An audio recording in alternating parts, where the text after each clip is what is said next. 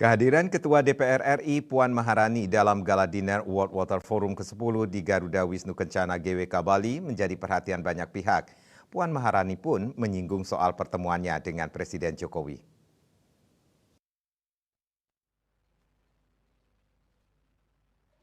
Politisi PDI Perjuangan itu di Bali Nusa Dua Convention Center Badung, dikutip dari kantor berita Antara ketika ditanya obrolan lainnya di luar urusan perhelatan Forum Air Dunia, Puan Maharani menyebut itu rahasia. Yang pasti banyak obrolan yang terjalin di antara keduanya. Alih-alih mengungkapkan isi obrolannya dengan Presiden Jokowi, Puan lebih banyak menanggapi suasana dalam undangan malam utama tersebut. Selain bertemu Presiden Jokowi, Puan juga mengatakan sempat bertemu Presiden terpilih melalui pemilu 2024 Prabowo Subianto pagi tadi. Dalam pembukaan World Water Forum ke-10 yang dipimpin Presiden Jokowi, Puan mengaku sempat berkomunikasi dengan Prabowo. KMB Bali Post melaporkan.